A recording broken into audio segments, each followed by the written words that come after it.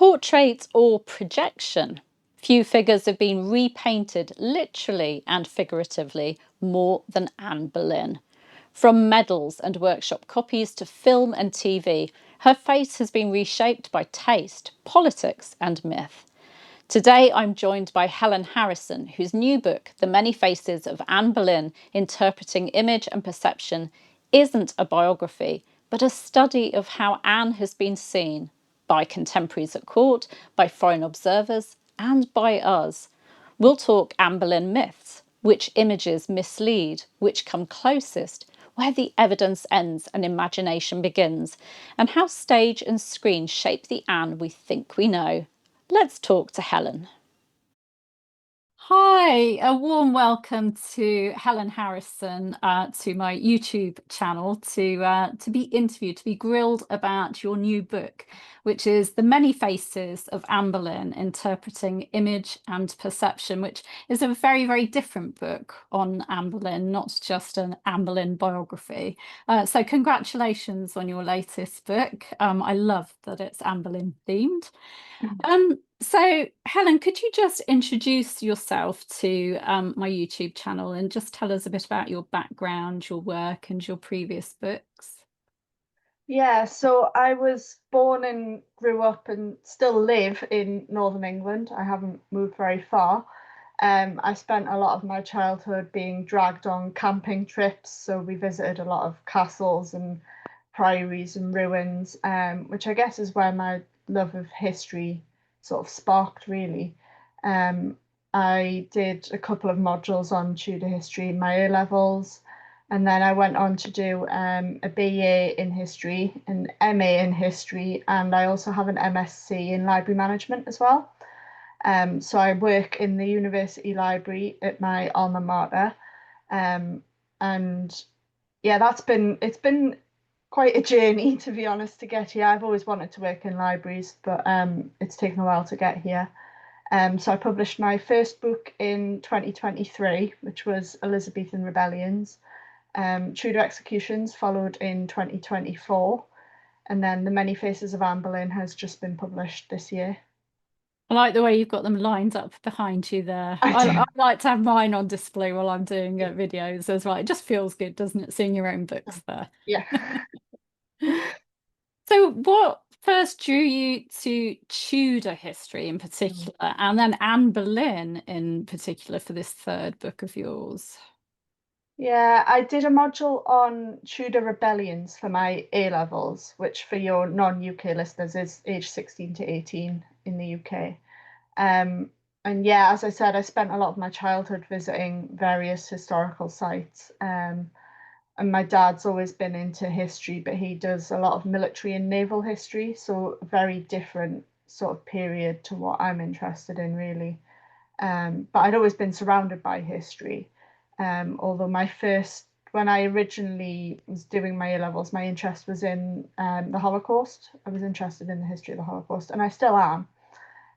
But when I started then doing modules on women's history at university, it's the first time I'd sort of done specifically women's history.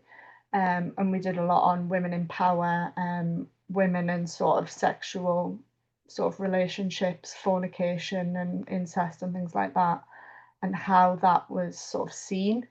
So that was quite interesting. And the women in power and sort of the sexual connection led to Anne Boleyn, sort of all both avenues led there. So I decided I was going to write my undergraduate dissertation on Anne Boleyn, and that focused on her public image during her lifetime. So then I went on to do my master's degree, and that was how Anne Boleyn was perceived in literature and film. So this book really ties the two together. It's a book I wanted to write really since then, since working on those dissertations, but I never quite felt able to do it. It felt like quite a big one, but the timing for this one just worked out right. So, as you said, your dissertations kind of looked at portrayals of Anne across the centuries. Mm. What question from that work are you still chasing today? Is there something you haven't been able to really find out? I don't think there's any sort of specific thing, but what I realized looking at particularly the sort of film adaptations is that there's very much a focus on one thing or another. It's usually, in the Tudors, we see her sexuality is very much at the forefront. With Wolf Hall, we're sort of seeing her through Cromwell's eyes. There's always sort of something that's been left out. So I'm what I'm sort of been chasing is there actually ever going to be a definitive version of Anne Boleyn that we see on screen? Everyone has their favourites, but there's always something missing from the interpretations. Um, so I guess it's sort of something I'm wondering is will we get closer to an interpretation that covers the politics, the religion, everything all at once? Because there are a lot of questions that I don't think we're ever going to have definitive answers to, so it's difficult to chase the answers. Mm. So you mentioned there about how everyone has their favorite Anne Boleyn, Mm. TV or from fiction. Which is your favorite? I mean, talking about TV, fiction, yeah, all of them, whether they're non-fiction or fiction. Yeah, I really have a soft spot for Genevieve Bujold Mm, in Anne of the Thousand Days. She wasn't the first Anne Boleyn I saw on screen. That was Natalie Dormer in The Tudors. Um, but yeah, Genevieve just, I don't know, it's sort of something intrinsic in me that just went, yes, she sort of brought it to life in a way I don't think the likes of Natalie Dormer and Natalie Portman did. Genevieve somehow made her feel more alive. Um, and I love that we get that fire and that passion that just sort of oozes off the screen, really. Um, yeah. we really get the sunshine and storms relationship, which I think is exactly what they had. Yeah, I love that tower scene always stands out for me because you Yes, just want Anne to have had that chance, don't you, true. of really telling Henry what she thought of him. If Yeah, and only, if only. yeah, I think in a way that was just part of it, of them putting that scene in, was everyone wants Anne to be able to say to Henry what she wants to be able to say, and she never obviously really got that chance. No. So your book on Anne, as we said, it isn't yeah, it isn't a biography. So it's No. about the perceptions of Anne. So Mm. why that particular angle? Was it simply because that's what you'd done for your dissertation? So in fact, why did you even choose that subject for your dissertation?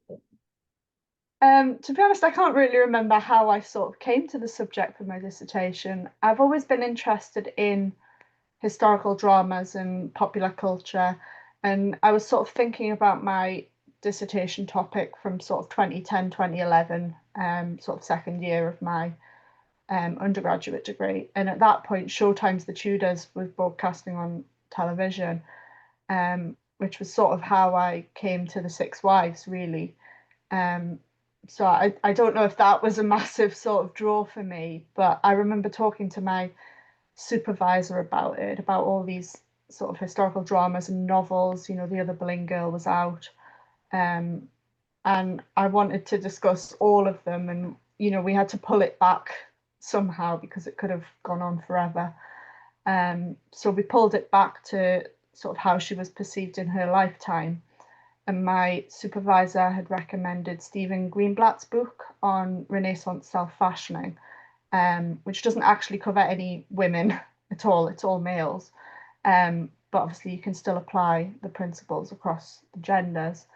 Um, and yeah, it was just fascinating. And then for my masters, I finally got to actually look at the film and the TV aspect of it as well.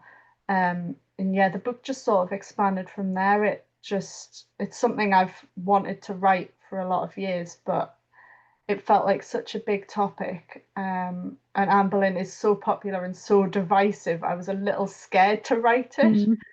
Mm, So finally getting to write it and the reviews having been so amazing has been great.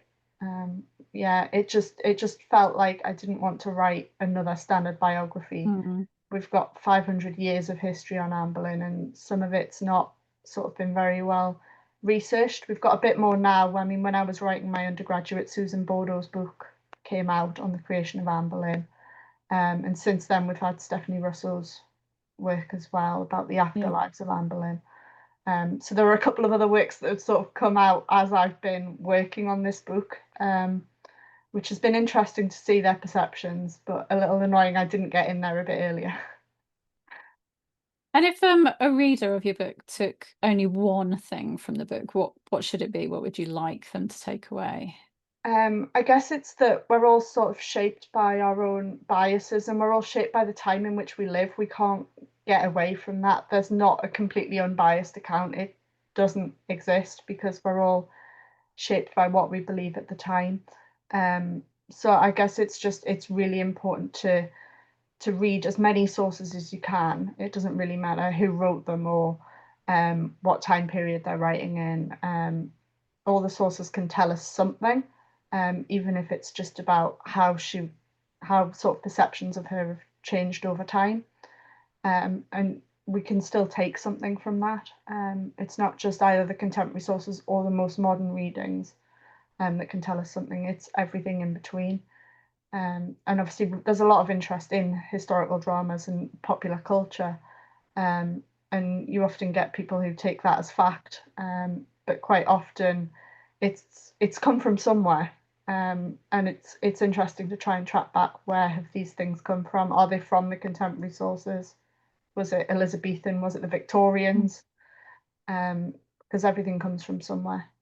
Yeah, I think each age has kind of remade Anne Boleyn, haven't they? Looked at her with in a very different lens. So Yeah, it is interesting to see how perceptions have changed. yeah, Now, frustratingly, we only really have, well, at the moment, we only yes. have the 1534 medal, Hmm. which was damaged. I mean, Lucy Churchill did an amazing job Yeah. sort of recreating it. But which image do you think, apart from that medal, comes closest to Anne and why? Um, well, there's two I have a particular soft spot for. One is the checkers ring, but we know that's an Elizabethan image of Anne, so how likely it is that that came from life, I'm not sure. It does sort of vaguely match the Hever Rose in the National Portrait Gallery, as well as the Hoskins miniature. But the one I think probably comes closest to Anne is the Holbein Windsor sketch, which is the one that shows Anne in some kind of undress or nightgown, um, sort of with almost a sort of linen hood or something on, um, which I think was probably a preparatory sketch for a miniature. We have a miniature of Henry Fitzroy sort of in a similar state of undress, and I think it may have been intended to do one of Anne Boleyn the same way as a private miniature for Henry VIII. The identification is very disputed by historians whether this is actually Anne. I do believe it is because the identification was made by John Cheek, who we knew has met Anne. Um, and the inscription was originally made in sort of this book of Holbein sketches that were put together, which were sort of compiled in a book for the king, and were later separated out and the inscriptions copied across, is what's believed to have happened. Um, and there has been some questions over Cheek misidentifying people, but it's thought the only ones he misidentified were people he never actually met. So it would have been difficult probably for him to have actually recognised them. But we know he did meet Anne. Um, so I think it's likely he did identify that correctly. And I do see a lot of similarities in the face between that sketch and the portrait medal. I mean, the medal is damaged, but yeah, as you said, Lucy Churchill did brilliant work in bringing that back. And we do have a sketch of the medal made, I think it's in the Victorian period, from before it was damaged. So we do have that reference point as Mm. well. Personally, I love the coronation banquet plan with the Yeah, smiley face Anne Boleyn, dots for eyes, and a smile. yeah. It doesn't give us much about what she actually looked like, No, but yes, it is. It's just nice I to just see that love she it. is there. Yeah. So what do you think is the most misleading image in popular circulation, and how did it rise to dominance?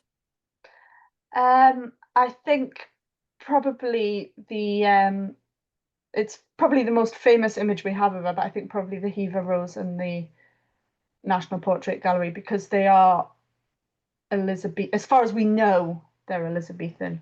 I know the Hever Rose one is undergoing testing at the moment, so Yes. that opinion may change soon.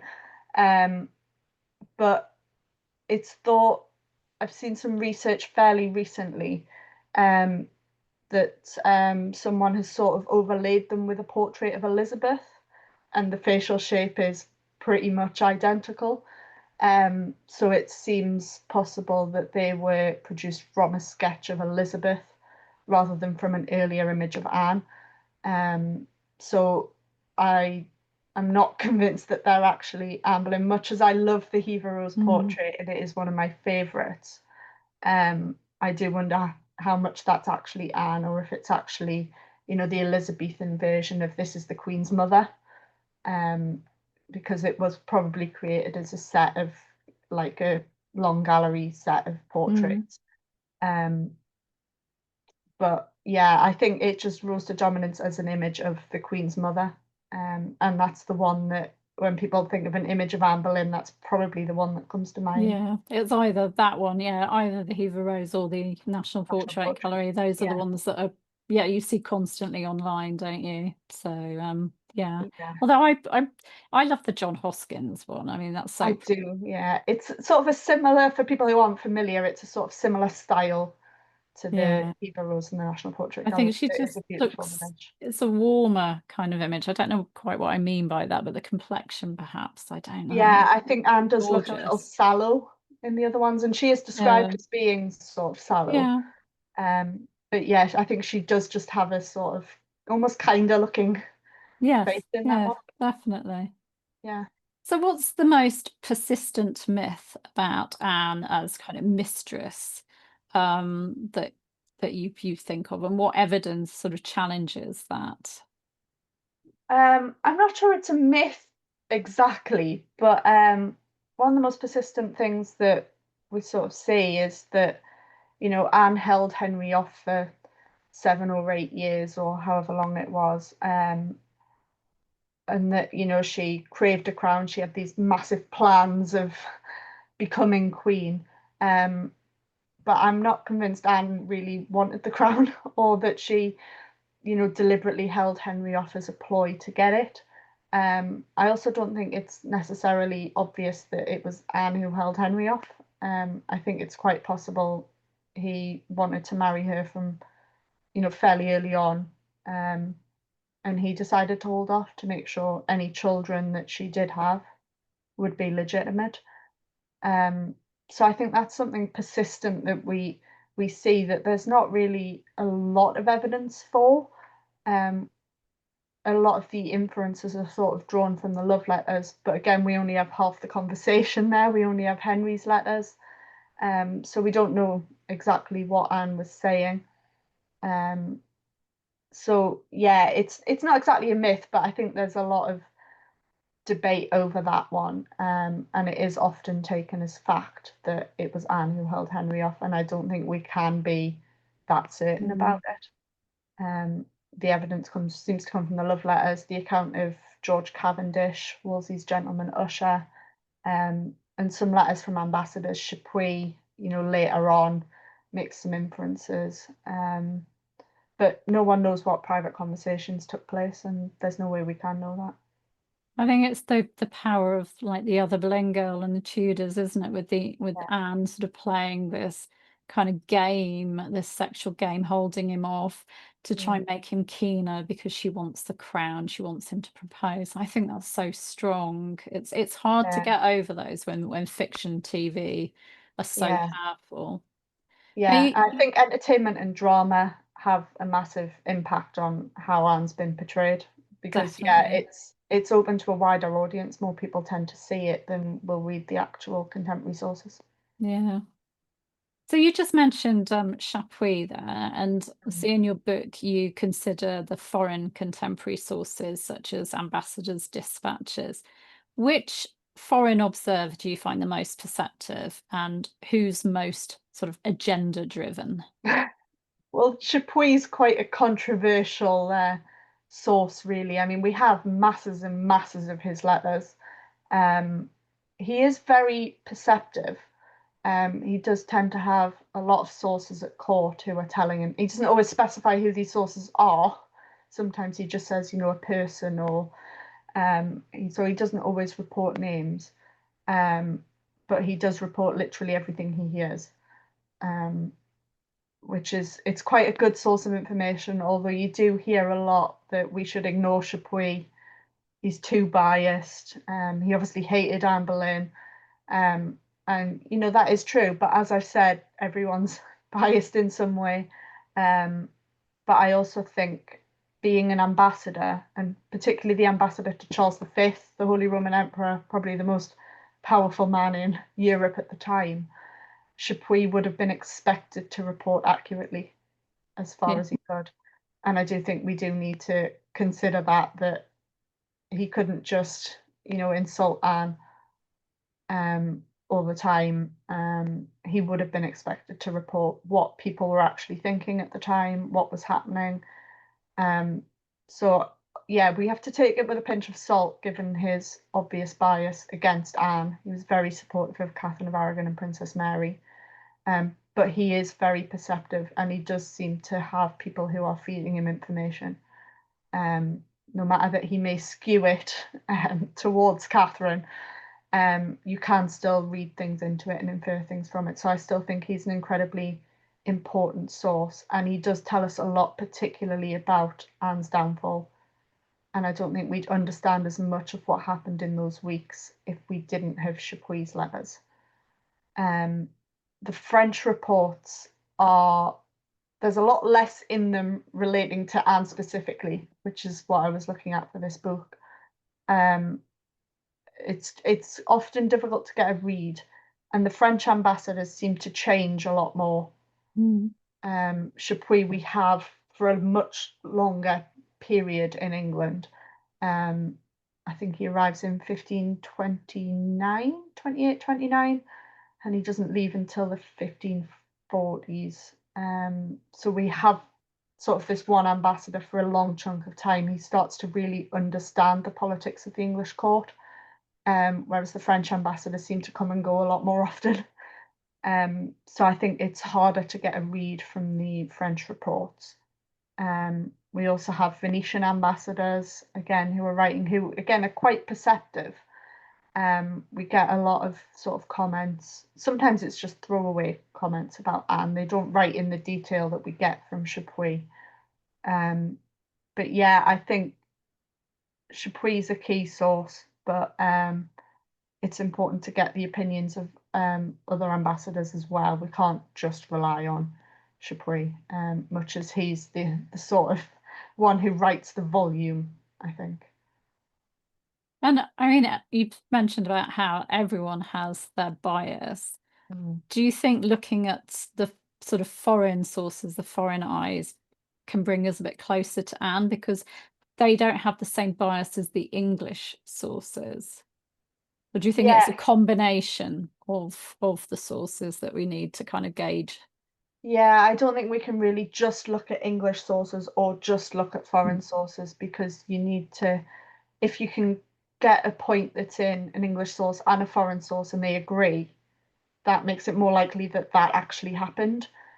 Whereas if the English source and the foreign source disagree, then you're looking a lot more at bias and what is more likely to have happened. And is there another source that will then agree with one or other of the ones you're looking at? So it's important to look widely, because if you've got a lot of sources that all agree, then that thing is more likely to have happened. Yeah. Whereas if you've only got one source saying one thing happened and you've got three sources saying something else happened, it's probably more likely to be the balance of the ones that agree. Yeah. So going back to sort of stage, film, TV, Mm. which do you think of any of those gets an element exactly right, and which one gets it completely wrong? I don't think it's necessarily easy to say that a portrayal gets something exactly right, because I don't think we have enough information to know exactly what's right. Um, I think, as I said, I think Anne's passion and her fire really comes through in Genevieve Bujold's portrayal, but we don't necessarily get the political and the religious side necessarily coming through there. Um, we see a lot more of the politics and influence on the king, I think, with Natalie Dormer's portrayal in the Tudors. Um, and Claire Foy's portrayal in Wolf Hall's interesting because we're seeing Anne through Cromwell's eyes. We're not necessarily seeing sort of we get a more rounded view, I think, in, for instance, the Tudors and Anne of the Thousand Days.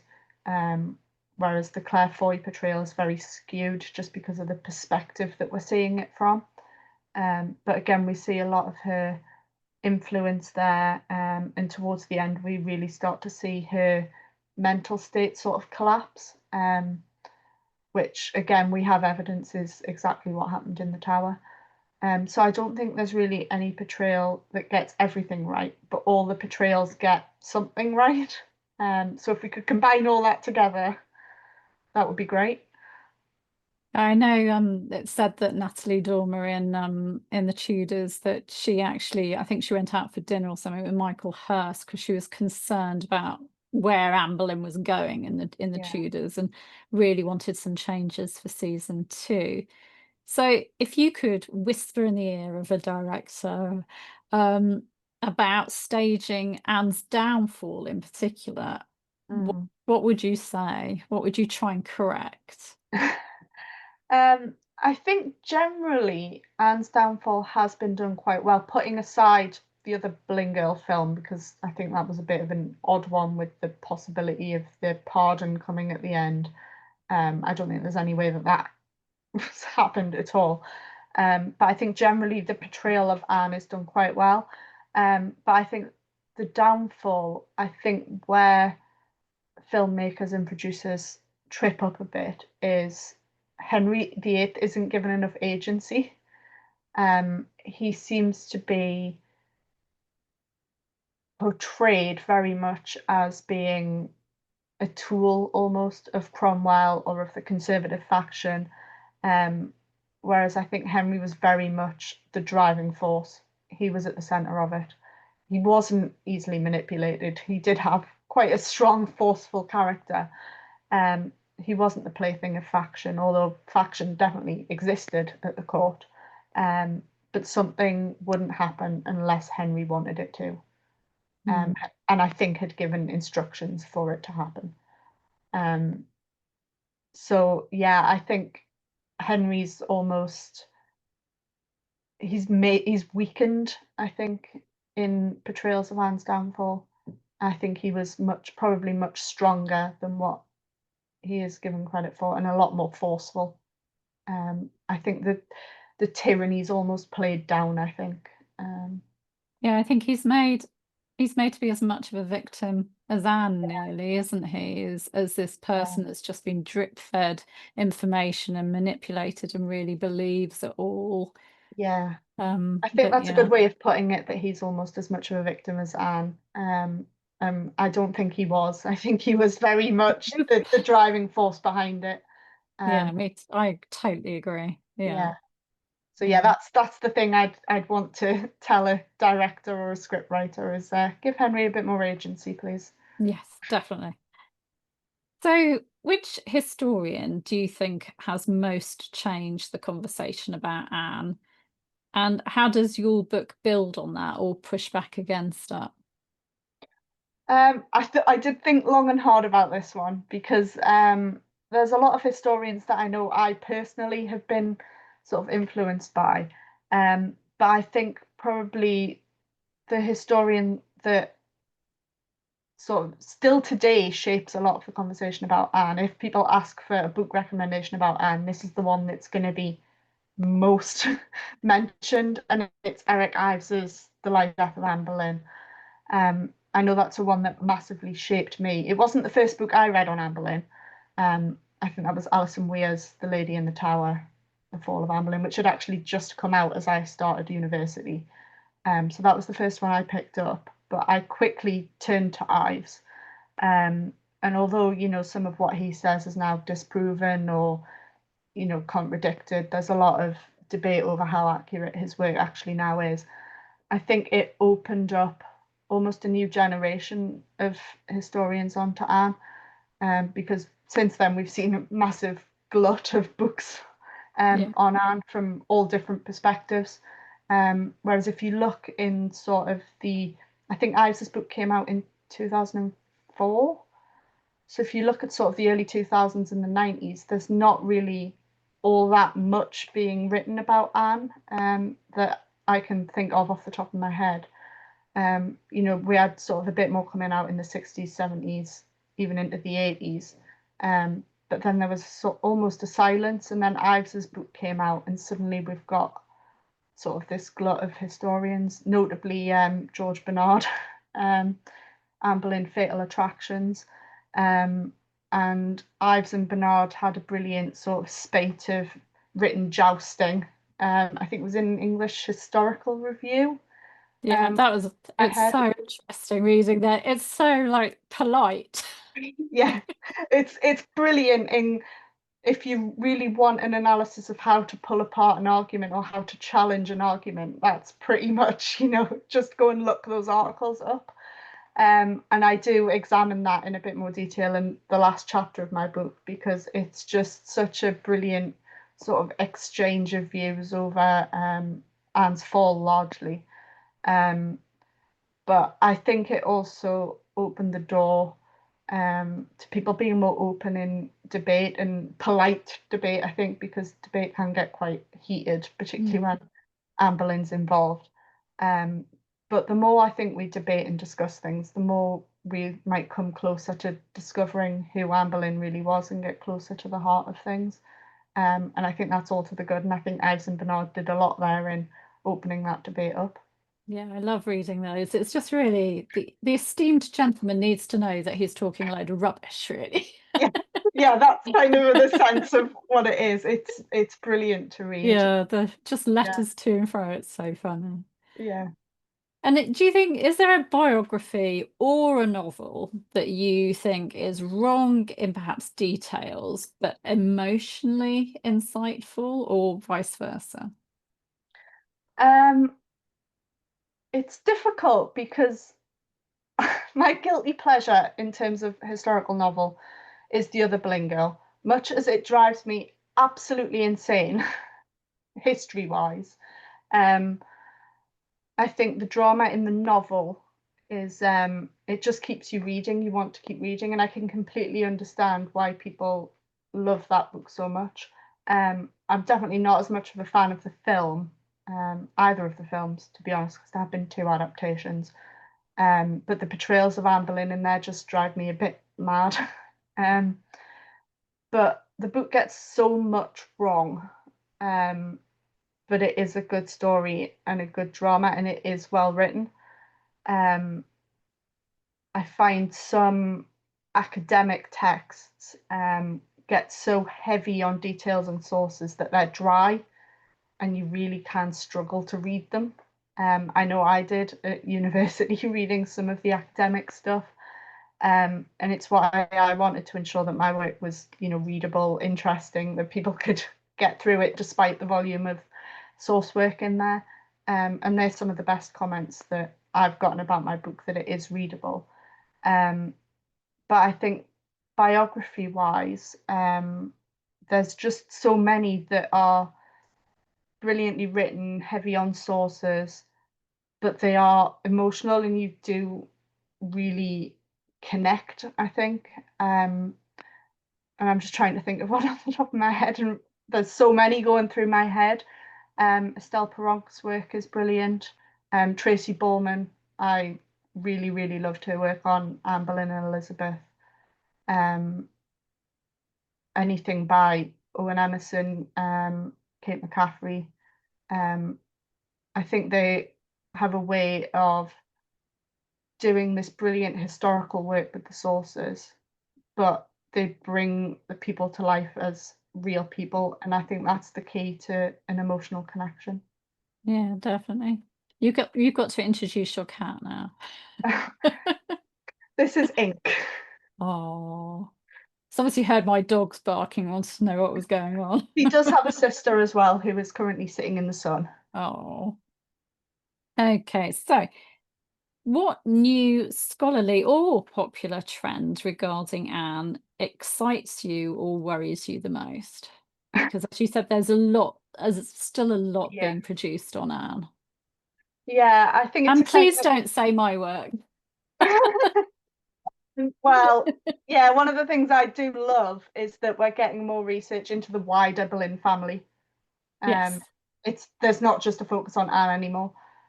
So we've got Sophie Backus-Waterman's new book on Elizabeth Boleyn coming out. We've had works on Thomas Boleyn, George Boleyn, yours and Owen's book on the Boleyns of Hever Castle, looking at the wider family. I know Owen Emerson's been doing more research on Hever Castle generally. So that's a really exciting thing that'll give us more context, I think, into Anne's life and her upbringing, particularly that early part of her life that we don't know all that much about really. Um, and obviously we have new discoveries still being made. Kate McCaffrey's work on the books of hours, the dendrochronology testing that's now ongoing with portraits. Um, but a trend that worries me a little bit sort of comes from social media, and it's just how many people say I saw it on the Tudors or I saw it on the other Boleyn girl, so it must be true. And I'm just thinking, no, that is fiction. It's not actually fact. And often the real history and the real sources are more exciting to read than the fictional portrayals. So that worries me slightly how much people are putting on these fictional sources as being fact, and often they're only very loosely based on the actual sources. I think they see them as a retelling of history, don't they, rather than as fiction. I mean, Yeah. whenever I do a video or an article on Cardinal Wolsey's downfall and death, Mm.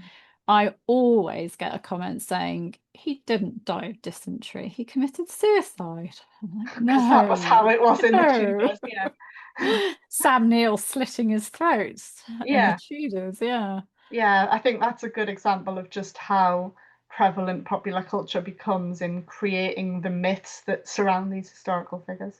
Yeah. So what was the biggest challenge that you faced working on this book? I mean, possibly the fact that you work full time in a library, There is that as well, but trying to fit everything in. yeah, you just have to be very strict on your timetabling, your writing time in. You can't just write when you feel like it. You just have to go for it. And you can always edit and redraft it once you've got some words down. Um, but the biggest challenge, I think, is that it could have done with being 3, 4 times the length it actually is. Just the sheer amount of possible sources I could have included in this book. And there probably are people who are thinking, why didn't she include this source or that source? And just, yeah, time, space. Um, I You was have to over do my volume word. two. I was over my word count as it was, trying to manically trim it down towards the end. I could have written a lot more about most of the sources that I did include. There were sources I would have liked to include but couldn't. Um, the portraits, particularly, there were so many more that I wanted to include or to write more about. So in the end, I just had to focus on the ones that I thought had most shaped Anne's image, and how we see her, which generally is the most popular ones. Although I did throw in mentions of a couple of lesser known ones at the end as well. And to be honest, the TV series, films, documentaries could have been an entire book in themselves. Um, so yeah, it was just trying to figure out what am I going to include and what is going to have to be left on the cutting room floor for that one. Yeah, there are so many, aren't there? But yeah, you'll have to do volume two. Yeah, it's definitely the director's cut. Yeah, and then next time we'll do the mass volume, Yes, full volume yeah. set. So describe your Anne, because working on your book, you Mm. must have had an Anne in your mind. So describe her physically as well as a person. Who's your Anne? Yeah, I I've had a few, I'm not going to say arguments, discussions with people recently on Facebook largely actually about how Anne looked, because there is this perception that she was black haired, black eyes, but we don't actually have a description of the color of her hair. Um, so again, I think popular culture films probably have a lot to answer for there. We have, I think there's one source that describes her hair as dark, but it doesn't specify a color. And we have to remember that words change meaning over time as well. So I read somewhere that dark could be referring to her complexion rather than her hair color. Um, I think it's likely, or how I see her in my head is sort of brunette with undertones of red. So not a dark brunette. But yeah, that's sort of how I picture her in my mind as sort of a sort of medium brunette with red undertones. Like the John Hoskins miniature is Yeah, a bit like quite that red. because we know the Windsor sketch, Holbein used a mixture of brown, red, and yellow Mm. chalk. Um, I don't think he would have used red chalk if there wasn't some hint of red Mm. in her hair. Um, so yeah, I mean, we know as well Anne wasn't what would be described as conventionally pretty at the time. Um, but I think she did make the most of what she did have. Her eyes are always picked up in the sources as being something that, she could engage with a lot, and that she seemed to know how to use. Um, so yeah, I think she probably did have quite dark eyes. I think probably quite a sort of hooked nose almost, sort of similar to what we see in portraits of Elizabeth. I think Elizabeth may have got that from her mother. Um, but I think she probably also felt quite exotic at the English court. She'd spent, a lot of years away from England, the Low Countries, and then a lot of time in France. I think she may well have had some kind of French accent or lilt in her voice as well.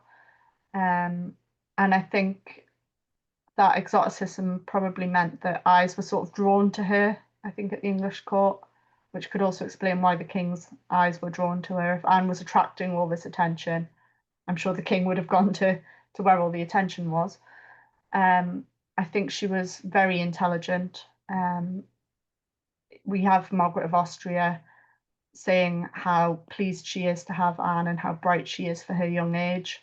Um, well educated, but definitely fiery and passionate, not afraid to say what she thinks, even if her tongue did sometimes run away with her, which we know it did towards the end of her life, sadly. But I think she was also probably quite a talented politician, um, passionate reformer, interested in education. I think we know she argued with Cromwell over the proceeds of the dissolution, saying that they should go to educational and charitable causes. And I don't think that was just because she was queen. I think to argue with Cromwell, she must have felt quite genuinely and passionately about it. So I think she was quite an exceptional woman. But we all have our flaws, and I think in a way Anne's tongue was definitely, much as it was probably what attracted the king to her, her wit and her intelligence. In the end, I think it was a big part of her downfall as well. So if you had to choose one scene from her life that you think defined the real Anne, which would it be and why? I think it would be the moment that most defined Anne as a person, I think, was the decision to send her to Margaret of Austria's court at Mechlin. Because I think that education that she had in the Low Countries in France, the exposure to Renaissance ideas, new religious ideas, and being around women who wielded power, I think was a massive part of defining who Anne was and who she became as queen as well. Because I think she saw these women exercising power, Margaret of Austria, Louise of Savoy, Queen Claude. She probably would have been around Marguerite of Angoulême as well. And I think that defined sort of how she saw her queenship when the time came, that she wanted to be able to, build these great palaces. We know she was involved at Whitehall, building there, and at Hampton Court. Um, so yeah, I think that's the moment that defined who Anne was. And I'm just sad that we don't know more about it, really. Mm. And what's your favourite Anne Boleyn line or quote? And this can be fictional or non-fiction that was either written about her or said by her. We mentioned it earlier. I have two actually. One is the Genevieve Bujold scene in the Tower of London, um, where she says Elizabeth will be a greater queen than any king of yours. I just Yes. think that's so Anne, and I think she probably would have wanted to say something like Mm. that, just because I think she did truly believe a woman could rule. Yeah. Even though obviously that quote is written with hindsight, knowing Elizabeth did reign, I think Anne probably did believe Elizabeth could rule. Um, and the fact that she says her blood will have been well spent, I think, it's one of those iconic sort of lines, I think. Um, but the other one's not directly about Anne, but it's about the downfall, and that's Thomas Wyatt's circa Rigna Tona. Um, these bloody days have broken my heart. My lust, my youth, did them depart, and blind desire of a state who hastes to climb seeks to revert of truth, circa Rigna Tona. I think it's just there's a sense of hopelessness that comes through, even though Wyatt survives, and we know Wyatt survives. I think there's a sense of hopelessness, shock, the perils of ambition, just a great sadness of what had happened and that he was trying to come to terms with the fact. And I think it's likely why it did love Anne. How far their relationship went, whether there was a relationship. But I think you get the sense that he did really love her. Um, and yeah, that poem just, it was difficult to write about because it makes me Mm. emotional. Yeah, it makes me emotional too because it's written by someone that knew all of these Yeah, people. not just Anne, yeah. It's really hard to read. I always end up reading part of it when I start doing, the fall in May, I always read some Wyatt and I always find it really hard not to get choked up. Yeah, that poem just sends me Yeah, off completely. So writing about that in the book was quite difficult. yeah. Okay, I'm going to end with some fun off the cuff questions for you. Three Okay. three Tudors you'd invite for dinner and Oh, why? Anne Boleyn, obviously. Yep. Um, Elizabeth I, just because I want to see Anne and Elizabeth together as mother-daughter, because obviously Elizabeth wasn't even 3 years old when her mother died. So I'd just love to see that relationship. And Catherine Parr, I just think she's such a fascinating woman. The first woman to publish under her own name in English. Um, and being, a published writer myself, I'd want to know how that sort of felt for her. Um, and again, with Elizabeth and with Anne as well, I think that could be a really interesting trio. Yeah. Wow. All women. I'm Great going for dinner, all great women. dinner party, all those intelligent women in one Yeah, in one that's, room. it Yeah. would just be fascinating to have them all in the Yeah. same room, I think. Dream casting for Anne, Thomas Cromwell, and Thomas Wyatt.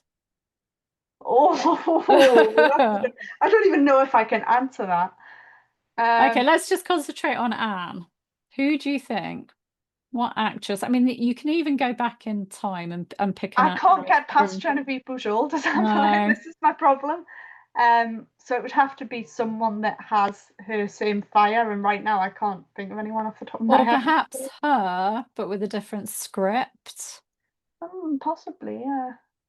More wider ranging script that Yeah, encompasses more of Anne, I think would be nice. yeah. Okay. I feel a bit like Genevieve Bujold did when she said, "No one, Anne is mine." When Yes. she was asked Yeah, I can who else she completely would cast understand as that. Anne.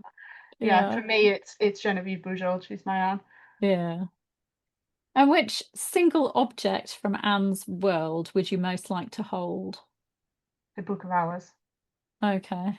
There's no question in my mind over that one. I've seen There you it, go. obviously, I've seen it, but Hever Castle might be listening.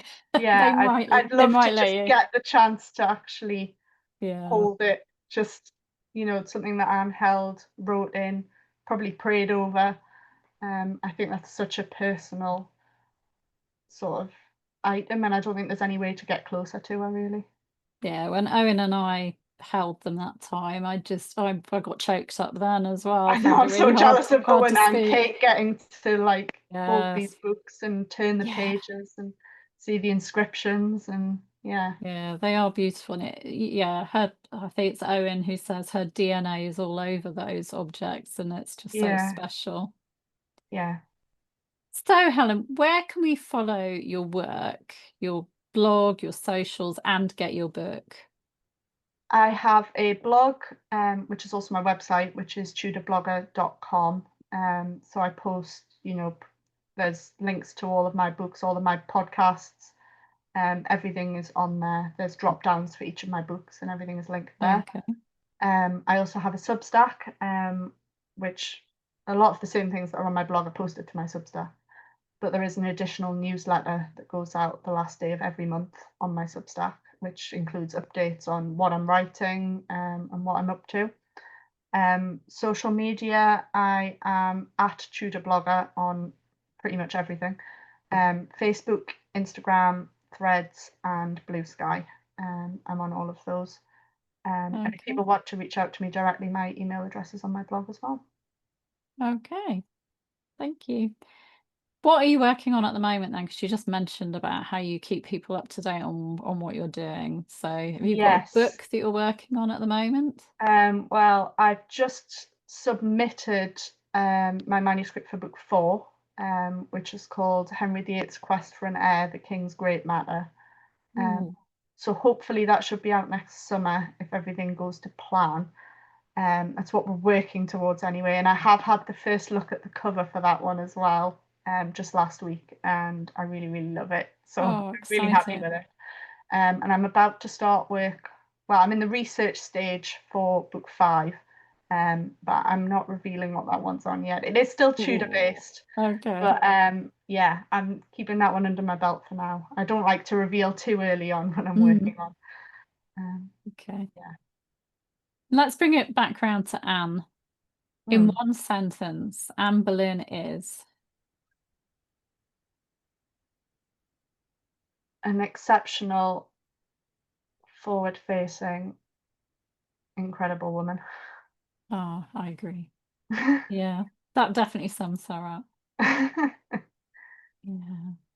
Oh, thank you so much, Helen. This has been an honor having you on Thank my you very YouTube much. channel and just spending just over an hour talking about a woman Yeah, that's very close to my heart, and I can tell she's yeah. close to And your very heart close to too. mine as well. Yeah. Yeah, an incredible woman. And yeah, congratulations on your Thank you. book, well, your books and your forthcoming one on Henry VIII and the Great Matter. I mean, that's Yes, such a sticky subject.